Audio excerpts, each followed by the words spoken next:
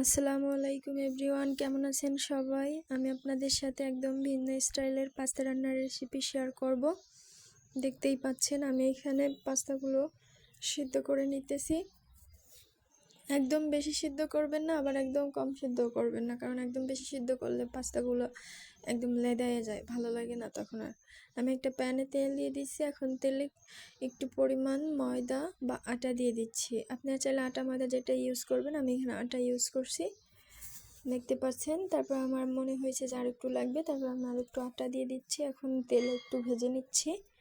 এই পর্যায়ে আমি এখন গোলমরিচ দিয়ে দিচ্ছি, গোলমরিচের গুঁড়ো আর কি, পরিমাণ মতো দিয়ে দিবেন। তারপর আমি গুঁড়ো দুধ দিয়ে দিচ্ছি। আপনারা চাইলে এখানে লিকুইড দুধও দিতে পারেন, কিন্তু আমি লিকুইড দুধ ইউজ করি নাই, গুঁড়ো দুধ ইউজ করছি।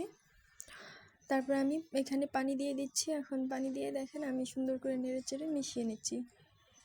পরিমাণ মতো পানি দিবেন, কারণ আপনাদের যে অনুযায়ী পাস্তা, আমি তো অল্প রান্না করছি, এই কারণে হয়তো বা আমার যতটুকু পরিমাণ লাগছে ততটুকু দিছি। আপনারা অবশ্যই সব কিছু পরিমাণ মতো মেনটেন করে দিবেন। দেখতেই পাচ্ছেন কত সুন্দরভাবে আমারটা মিক্সড হয়ে গেছে।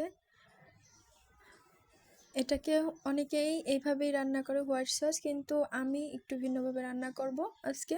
আমি এখানে সয়া সস দিয়ে দিচ্ছি পরিমাণ মতো। আপনারা চাইলে সয়া সসের কোনো অপশনাল কোনোই নাই, আমি এখানে চিলি সস দিয়ে দিচ্ছি। আপনারা চাইলে এখানে টমেটো কেচাপ বা টমেটো সস দিতে পারেন, কিন্তু সয়া সসটা অবশ্যই দিতে হবে, কারণ সয়া সসের কোনো অপশনাল কোনো নাই।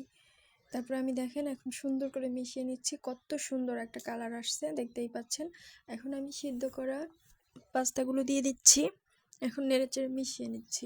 অ্যাকচুয়ালি আপনারা বিশ্বাস করবেন না, এত বেশি টেস্ট ছিল, মানে এটা বলার মতো না। আমি মাঝে মধ্যে এরকম রান্না করে খাই, তো আপনাদের সাথে ভাবলাম আজকে একটু শেয়ার করি।